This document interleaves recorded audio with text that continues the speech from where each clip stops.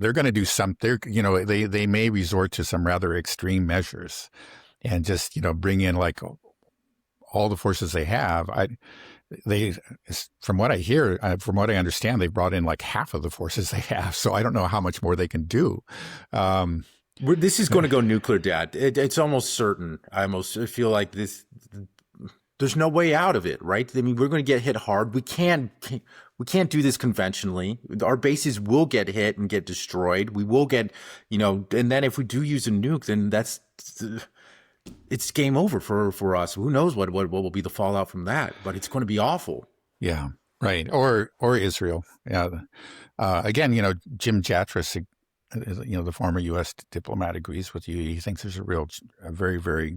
He didn't say it was definitely going to go nuclear, but he feels that there is a significant risk that it could go nuclear, either by the U.S. or by Israel.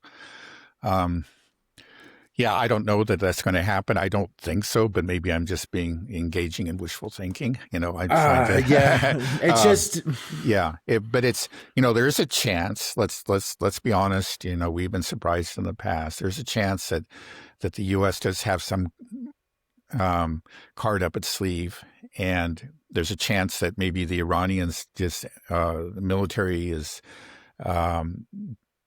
Becomes guilty of gross incompetence and because if in those first few days they don't respond quickly, if they haven't, protected their missile arsenal sufficiently and their missile launchers, we know that the U.S. is going to go after that. They understand it's a real risk. If they manage to actually do serious damage to Iran's, let's say, offensive capability, which is really, its deterrence capability, its missile force.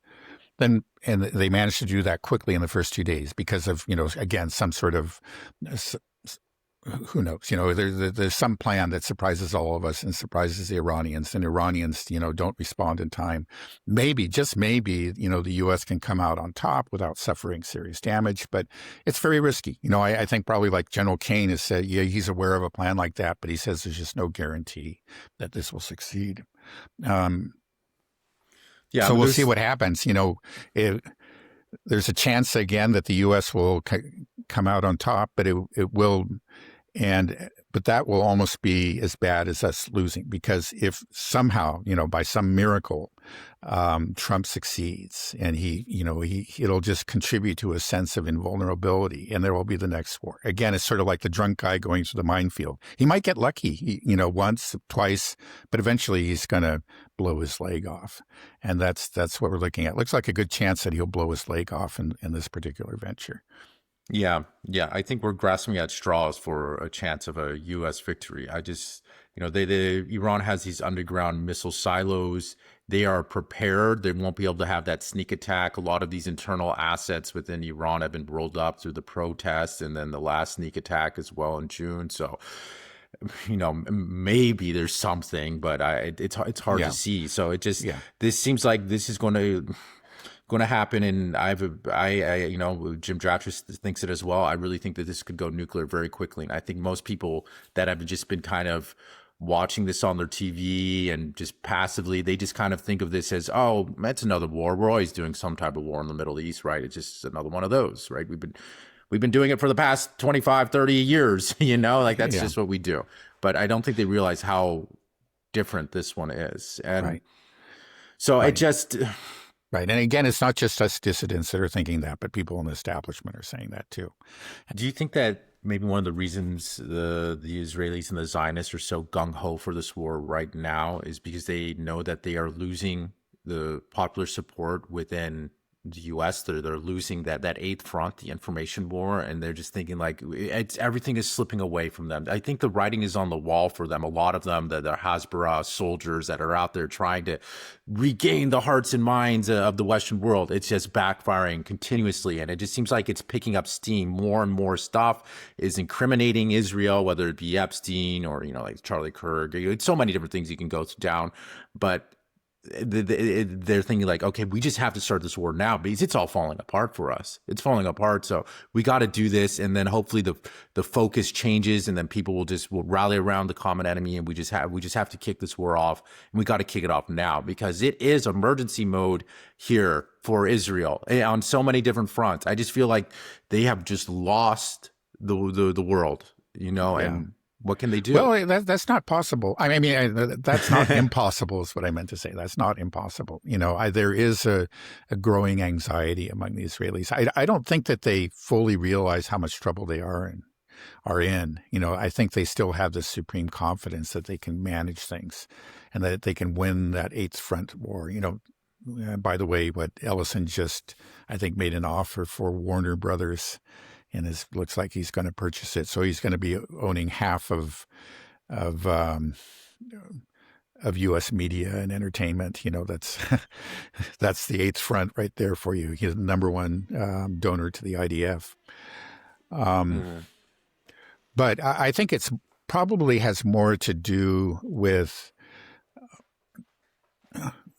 actually the hard realities, the fact that they see that China is inking these deals with Iran. They see that they're getting air defense from Russia. They see that, they'll have these ship-killing missiles and whatever, and there will be a time in the not-so-distant future when it's just not going to be possible. Where just, nobody will even listen to Lindsey Graham because the whole Pentagon will say, we can't do this. This just is not possible. And even the IDF will understand it's not possible. I mean, they know that there's a risk now, but they've convinced themselves that somehow they could win. But in a year or two, it's just not going to be possible. And then they see they have a chance with this president, who they see as, I think rather easy to manipulate in some ways. I think they manipulated it into the position where he is. He doesn't really want to be there, but he's there, and they got him there. And they said, now we got him there. We can't just let go of this. This is our one chance. This might not come again. Like, he may just realize, like, if he, what a mess this could be. His pollsters are telling him this isn't helping you, et cetera, et cetera. And if he gets out of it, he won't try it again. But we've got him there. We've got to push hard, and we got to do it now because 2 years from now, and maybe even a year from now, it's not going to be possible at all.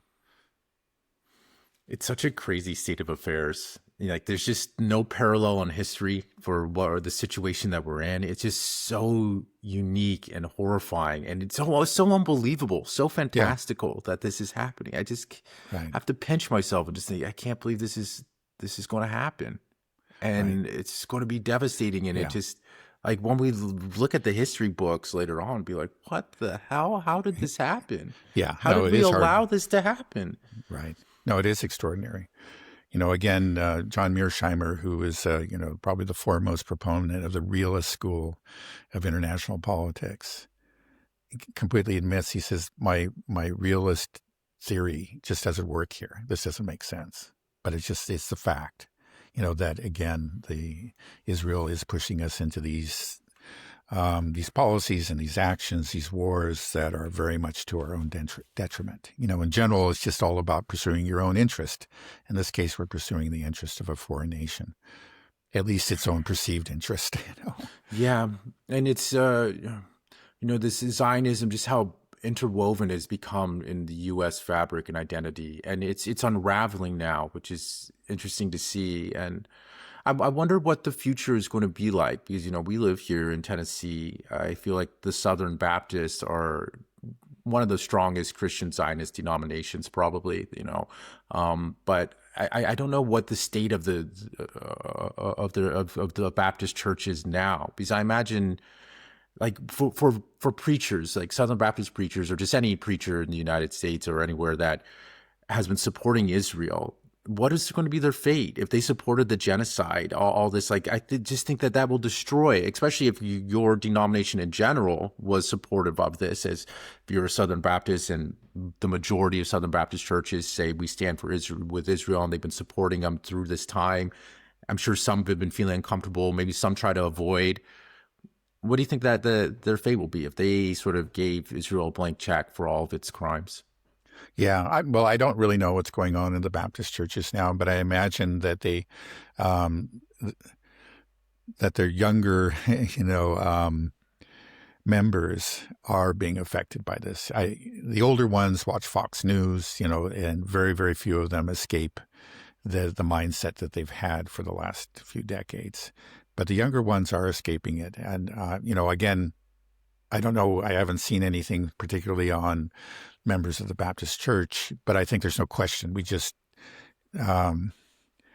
They are exposed to a different kind of media. They are part of a different reality. They grew up long after the 6-Day War, and certainly even after World War II.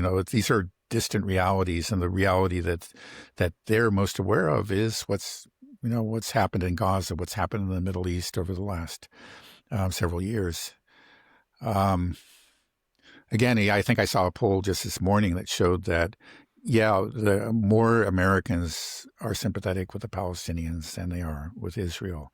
And it used to be like, if you go back just even a decade or so ago, there was 2 decades, certainly, there was something like a 45% gap, in favor of Israel.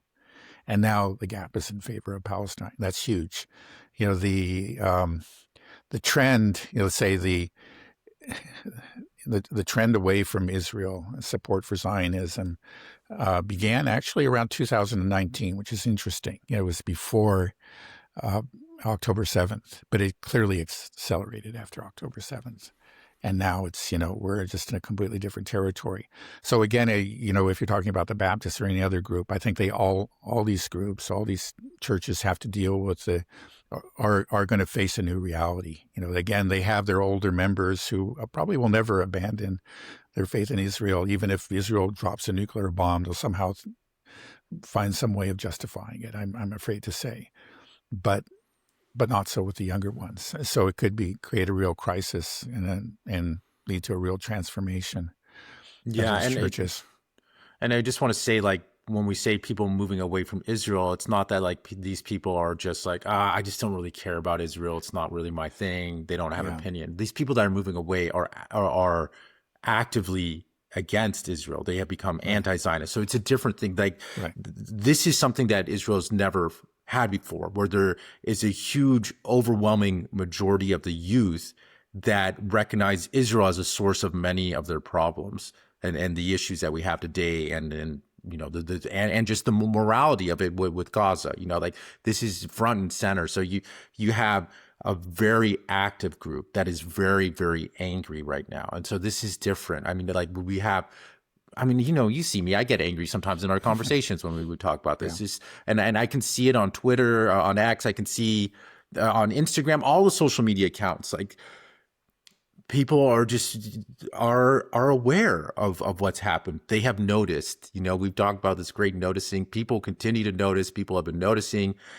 And it's a tidal wave coming for Israel right now. And it's just... That's one of the reasons why I was thinking that maybe it's like, we got to do this war now. And also the hard realities as well, I'm sure, playing into it. But all of that plays into it, I think, just like, oh damn, the jig is up. We got to do it. And then maybe we come out victorious and everybody will forget and they'll love us again. I think that's the hope, and it's just not going to happen. Yeah. Well, no, that's a shifting reality. But at the same time, the establishment is, with it. Well, even The Economist is really very much Zionist, and they hate Iran and all that. But, there are those notes of realism and alarm about this particular adventure. But still, the establishment is very firmly on the side of Israel. And we saw that and in their hostility towards Iran. We saw that in the State of Union address. Apparently, Trump got only one ovation from the Democrats, a standing ovation. And that is when he made his ridiculous statements and threats against Iran. Right. And so it was like the stupidest, the craziest thing that he said. That's where the Democrats came for. And that shows you the establishment we have. It's Republicans, it's Democrats. So there's got to be a reckoning in our own country. And I think It's got to come. The sooner, the better. Yeah, I just wanted. I remember just in the beginning of this conversation, you were saying that we can't say it's all Israel's fault. There are organic Iran war hawks within the establishment, people that just hate Iran. But I just want to say, I think the only reason that they're in the position they are is because they hated Iran, and then they were able to get. It was very lucrative to be to hate Iran. You know, that's just people will recognize like, hey, this guy has the right position on Iran. Let's back him. That's what AIPAC does, right? And that's a good point. So that's why they're there. You know, it's like, it's not, I don't think any of it really is all that organic. I just feel like I can't believe there'd be that many people that are just harping on the Iran hostage crisis still, you know, it's like. Yeah. And I think actually you could say the same thing about Christian Zionism. As I pointed out many times, Christian Zionism is organic. It isn't a creation of the Israel lobby or anything. You know, it has roots in the 19th century, within Protestant churches in the U.S. and actually in the U.K. too. But it wouldn't have anywhere near the influence it has if it wasn't for, again, the Israel lobby. I think there's no question about it. Like, it's Mike Huckabee, in fact, if we didn't have that dominance, of the Zionist grip on the establishment, people would be making jokes about Christian Zionism. They would just be regarded as some wacky sect, and they would exist, but they wouldn't be anywhere near have their hands anywhere near the levers of power. Mike Huckabee would never be sent to Jerusalem. As somebody like that, he would be just a joke, especially among the secular and Jewish elite. I think there's no question about that. But hey, he serves our purposes. We think he's kind of weird, but he's gung ho for Israel. So let's send him to Jerusalem. Right. Right. It's just people understand very early on, if you align your interests with Israel, then you'll have a successful political career. And so that's what happened. Yeah. Hopefully we're seeing finally a change, and we'll see how much of a change there is when the primaries happen. But there are some indications, again, for the first time ever, there are, candidates who are saying, I don't take AIPAC money. And people are asking, do you take AIPAC money? Right. I don't. Or just ask them that stance, or do they have pictures and videos of them going and kissing the Wailing Wall? Then you're out, buddy. It's done. Let's hope. Again, AIPAC knows that there's a big fight, and they're pumping a lot of money, and they're using devious means. They understand that they're not as popular, that they have to be more secretive than they did in the past. So they're using basically shell PACs to funnel money, to the candidates they want to support, so that the candidate can deny receiving money from AIPAC. And sometimes it takes a while to follow the paper trail and find that, it actually did come from AIPAC. But then the election's over. That's the hope. So they're devious. They're going to fight. They're going to pump a lot of money in there. They're going to be a lot of dirty tricks. We'll see what happens. Well, it won't work, though, I think, because if a politician is openly adopting an anti-Zionist stance, I think that's going to be critical for their success. I mean, we're seeing that in Florida right now with that James Fishback character. He is very clear that his campaign is built around resisting Israel and Zionism, basically. And I think it's doing very well because of that. So I think. Okay, let's reason to hope. Yeah. But that's also why we're probably going to have this war right away. Because it's we got to do it now. Boom.